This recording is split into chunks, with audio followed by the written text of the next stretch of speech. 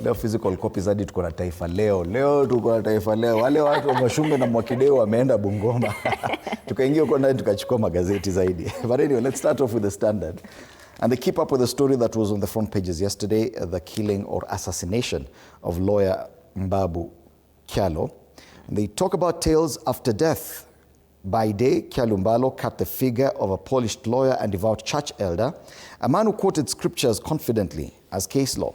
But beyond the courtroom and pulpit, he was mired in mounting debts from Shylocks who hounded him for unpaid loans to clients who dragged him to court over millions they claimed he had pocketed. Former colleagues spoke of a once promising advocate increasingly consumed by financial strain. His double life leaving a trail of lawsuits and whispers in legal circles. Nakwambia ukiondoka hivi ukienda Sayuni mambo yako yote yanatokea. Hivyo. Stories on pages 2 and 3. What do you have to lose anyway? So security players raise concerns over slow pace of solving murder cases. Yes, because there have been other cases like that. Police identify suspects in lawyers' killing is another story on page 2. Now page 3, this is where they talk about the deaths, lawsuits and betrayal. It's a dark life of slain lawyer. And I'm telling you, I read this story, the amount of deaths. And unajua si deni ndogo ndogo hivyo. Uko na deni ya shilingi 2K urgently. 700. 2K urgently. 17,000. In one case, kuna mtu anamdai 97 million. Na kuna kwingine fedha zingine kama hizo. In total imefika kama 150 million shillings. 97 million. 97 million. Mtu anaweza chukua hiyo pesa yote. In one instance, he had taken a loan of about 17 million shillings from a Shylock to buy a farm. Then that investment did not go well. That loan within a few years was 52 million bob. Soma, page 3 of the Standard. Yeah. Nakwambia mambo inachemka kweli kweli. There's a story here on page 9 of the Standard. Kenyatta National Hospital doctors attempt world-class facial reconstruction on a 7-year-old. So this talks about a 6-year-old boy who sustained devastating injuries after being shot in the face during a bandit attack in northern Kenya in 2023. 6-year-old boy shot in the face. Now KNH are going to try and reconstruct his face. Wow.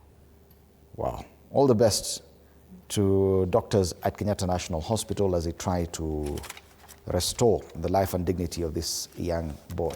On the back page, maswala ya football imeteremka kidogo. Sasa ni eyes on Kenya's athletes. Stars as race for world medals kicks off in Tokyo. Yes, the World Athletics Championships kick off in Tokyo tomorrow, September 13th, and will continue until the 21st of this month. So most of the news will now be coming from Tokyo. Tumemaliza mambo ya football. Sasa tumeenda athletics. Huku lazima medals ni nyingi. Lazima. Yeah. Hiyo ni sasa ndio 40. Yes. That's where we thrive. Hapa wasituambie. Hata mkileta Gambia ama sijui nani, sisi tuko. That's the Standard today. All right. People Daily, 3 years of unbearable pain under Ruto, a reign of broken pledges, biting taxes, and everyday struggles. Now, they give an analysis of everything from health, education, agriculture, devolution. This story is on page 4. We've been talking about Ruto's scorecard this whole week. I think itaenda hadi next week yote. Manake watu waamini, watu wanaona miujiza. Miujiza. First term legacy. First term legacy. Gachagua's political gamble, will he go for the presidency in 2027? That's another question that we've been asking this week. If yeye ni kingmaker ama atasimama yeye mwenyewe. People Daily. People and politics. Right.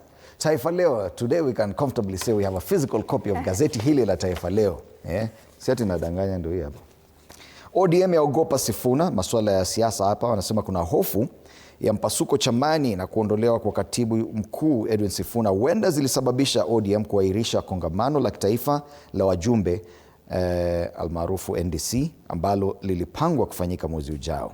Habari kamili kwenye ukurasa wa pili, na nataka kuangalia because hatujaangalia ukurasa wa pili wa gazeti la Taifa Leo kwa muda sasa. Tabidi wamekuwa kitupatia sasa gazeti la Taifa. Watakuwa wanatusaidia. Ukurasa wa pili wanasema kuna hofu ya mpasuko chamani. Baada ya kuandaa uchaguzi wake wa mashinani, ODM ilikuwa imeratibisha kongamano hilo liliandaliwa Oktoba 14 kuwachagua maafisa wa kitaifa kuelekea uchaguzi mkuu wa 2027. Hata hivyo sasa kongamano hilo halitakuwepo huku duru kutoka chama hicho zikiarifu kuwa maafisa wapya watachaguliwa ndani ya robo ya kwanza ya mwaka ujao. Wamepostpone. Wamesema acha by elections ziishe. Unaweza kuja uhold hiyo nini NDC alafu kikurambe kwa by elections. Habari zingine zilizopewa kipaumbele wanasema madiwani wa Mkaba kosa kaja tena, wataka gavana kutoa hadharani maelezo kuhusu mahali ambako kumewekwa servers za Nairobi Pay. Na unajua tulisahau kuanza kuhesabu zile 30 days, siku 30 gavana alipewa. Tujue zitakwisha siku gani na kama atakuwa ametekeleza matakwa ya MCAs. Sasa ni 1 week. Kwa hiyo ni 1 week, siku 7 zimekwisha. Siku 23. Fresh on Monday we'll be here. Tuanze kuhesabu. Ndio tunauliza MCA, je, alitekeleza mliokuwa mnasema? Pale chini kilio kamari ilivuruga familia Pokot, uchezaji kamari ama gambling waangamiza familia Pokot Magharibi, wengi wakizamia mabaa. Kwingineko mwalimu wa Baringo bora Afrika, Jepkosgei Chemoya mwenye umri wa miaka 40 anayefunza hisabati na fizikia katika Eminent Boys Baringo County. Anasema ndio Mkenya ndiye mshindi wa tuzo ya Umoja wa Mataifa kuhusu mwalimu bora barani. 40-year-old Jepkosgei Chemoya ni mwalimu wa hisabati na fizikia katika shule ya upili ya Eminent Boys County ya Baringo. Congratulations Jepkosgei Chemoya. Na ni mwanamke. Mwanamke. Okay. Kwingineko kiongozi wa Gen Z aingia ikulu Nepal, vijana wateua mhandisi Kulman Gising kuongoza serikali ya mpito Nepal. Gen Z wameweka mtu wao. Wow. Wameweka mtu wao, si ati remote change channel please. Tuko na mtu wetu tumeweka pale. Gazeti la Taifa Leo. All right. Tukisonga mbele ama you want to take a look at the tutazidi wasome. Kwenye ukurasa wa nyuma wa Taifa Leo wanasema kukurukakara weekendi EPL ikirejea na pressure. By the way, T47 will be showing at least one EPL game this Sunday? On Sunday. Yes. So yes, keep it TV47. EPL iko hapa. Hapa ndio nyumbani. Kwanza 9:45 p.m. Yes. on the dot. Gazeti la Taifa Leo. Sawa. Hi, Daily Nation, how DCI spies on your phone. Wicked global body downgrades Kenya to the second worst civic space rating.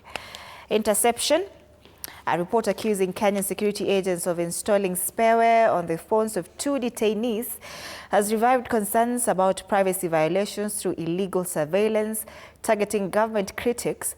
The expose adds to a disturbing trend of police accessing personal data from telcos without court orders. Now the spyware is FlexiSpy. This is a Canada Citizen Lab found that this spyware was installed in phones confiscated from Blood Parliament filmmakers in May 2025. The Circles Citizen Lab in 2020 reported that Kenya is among several countries where Circles infrastructure was detected. Pegasus, a 2018 Citizen Lab report found evidence of Pegasus infrastructure in Kenya, but no proof of it being installed in devices. And finally, FinSpy, Freedom House and Citizen Lab found evidence of the spyware's use in Kenya. Kwa hivyo unadhani uko na siri? Cheza tu hapo. Ni siri kwako. Hata kwako sisi. Wengine sio siri. TSC new rules for tutors to oversee exam and the regulations target teachers set to administer national exams for grade 6, grade 9 and Form 4 candidates next month. Under the new rules, those recruited will not be allowed to serve in schools with which they have been affiliated in the past 3 years, among other conditions. That story is on page 10. Why Raila postponed crucial ODM meeting and the party has deferred its National Delegates Convention, that is the NDC, scheduled for next month to avert a fallout that could overshadow its 20th anniversary celebrations. Police pursue 2 motives for the murder of city lawyer. He was shot 8 times. Ali make sure ameenda. Twins separated at birth reunite 4 decades later in Bomet. 4 decades later. Ni watu wako 40 plus years ama. At the inside pages of this newspaper, how the DCI spies on your phone is a story on page 4. And 5, KWS moots free pack entry for elderly, children, and the guides. Not much on the inside pages, but be sure to take a look. Hapa ndani kuna very interesting news. Robbery ruled out. Police mill 2 theories in lawyers killing. So the back page, Dr. Some. Jebet Chepngetich, Kenya women's 10,000 meters dream team, wako pale. Janet Chepngetich with Agnes Jebet Ngetich and Beatrice Chebet. Those are the 3 who are going to represent Kenya in the 10,000 meters women's race. Hiyo iko kesho. Jebet Chepngetich. Sema World's 10,000 meters tomorrow at Japan National Stadium will be the first track event final involving Kenyans. This will be the first opportunity for us to celebrate at the 2025 World Athletics Championships starting tomorrow in Tokyo, Japan. That's the Daily Nation. The Weekend Star goes with something different. ESCC hits 38 counties in mega tender probe. Active or preliminary investigations ongoing in nearly all devolved units. Matters the fight against corruption. So a story on pages 4 and 5. This is an ongoing corruption scourge. 38 counties on ESCC radar. Lakini judges walikuwa na complain, ndio tunaleta kesi lakini ODPP ina drop. Tunaleta kesi ina drop. Sasa hata wakileta hizi si ita drop tu. What has changed? Lawyers murder, detectives focus on lunch meeting at Top City Hotel. You can read more on page 2. College student, 21-year-old, found dead in house after botched abortion. Oh, how sad. And that's a very unfortunate thing. Gusii leaders have their day in State House. Bado watu wana troop to State House. Nilisikia hii Saturday ni walimu. Over 3,000 teachers wanaenda State House. Mbona hiti journalists? Walai. Utaenda? Utakata. Utaenda? In the Weekend Star, we have the siasa pullout. When sorry isn't enough, reparations needed for protest victims. It's na maswala ya governors pia pale. All right. That's the Weekend Star. Finally, Business Daily, borrowers failed to repay 83% of digital loans below 1,000 shillings, and borrowers have defaulted on digital loans, highlighting the difficulty of recovering microloans from low-income earners. CBK data shows the regulated digital lenders struggle to recover small loans, while borrowers of larger loans settled their dues. Na unajua nimeona hii kitu sana pale TikTok. Wanasema hapo tulichukua hiyo lakini hatuwezi lipa, walinipigia wakachoka. Now, still on TikTok, I've seen there's a digital lending app. It's called Mogo. There's evidence kwa karatasi anyway. Unakopa hapo, say at 10,000 Kenyan shillings, in Kenyan shillings. But now you pay back something to do with 270,000 Kenyan shillings. What? Like unachukua in Kenyan shillings, then you pay back in dollars. In dollars. Endelea kuchukua kabisa. Utajipata hapo Mogo wanakukujia unachukua hadi kila kitu chako. Other stories here, Ruto linked. Still that story in digital lending. Wanasema 5.5 million Kenyans had taken loans from 126 digital lenders to end of June. 5.5 million. Ruto linked Marco rises to biggest matatu insurer, and a farm link to President William Ruto's family has toppled an insurer majority owned by media mogul Samuel Kamau Macharia as the leader of Kenya's multi-billion public service vehicle in assurance market. On the ticker, Centum buys out geothermal partners for 233 million shillings. And finally, Treasury leans on reopened bonds to tame cost of debt. That's the Business Daily this Friday morning. All right. Once again, a reminder of our discussion today. Of course, a focus on Ruto's 3 years in office. Tomorrow.